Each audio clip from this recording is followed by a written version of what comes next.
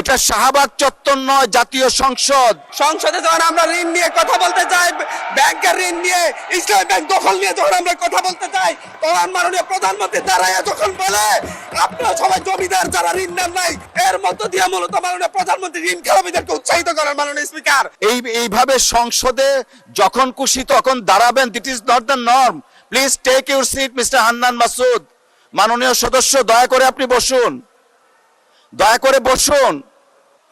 হান্নান মাসুদ, দয়া করে বসুন। এটা শাহবাগ চত্বর নয়, জাতীয় সংসদ। বসুন।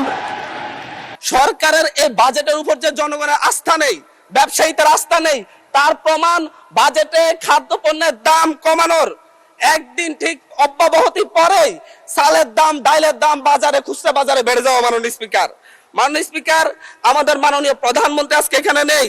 উনি যখন বিভিন্ন ভাষণে গিয়ে অসত্য তথ্য দিয়ে বলেন বিরোধী দল মিছিল করতেছে, মদের দাম কেন বৃদ্ধি করা হয়েছে, কেন সিগারেটের দাম বৃদ্ধি করা হয়েছে, এরকম অসত্য তথ্য দিয়ে যখন মাননীয় প্রধানমন্ত্রী বক্তব্য দেন, আমরা খুবই আশাহত হই। মাননীয় স্পিকার, আমরা আশাহত হই যখন ঋণ নিয়ে কথা বলতে গিয়ে, সংসদে যখন আমরা ঋণ নিয়ে কথা বলতে চাই, ব্যাংকের ঋণ নিয়ে, ইসলামী ব্যাংক দখল নিয়ে যখন আমরা কথা বলতে চাই, তখন মাননীয় প্রধানমন্ত্রী দাঁড়ায় যখন বলে আপনারা সবাই জমিদার যারা ঋণ নেন নাই, এর মধ্য দিয়ে মূলত মাননীয় প্রধানমন্ত্রী ঋণ খেলাপিদেরকে উৎসাহিত করেন। মাননীয় স্পিকার, আমরা এই ধরনের সংসদ আর চাই না। ধন্যবাদ মাননীয় সদস্য, ধন্যবাদ। একটু বসেন।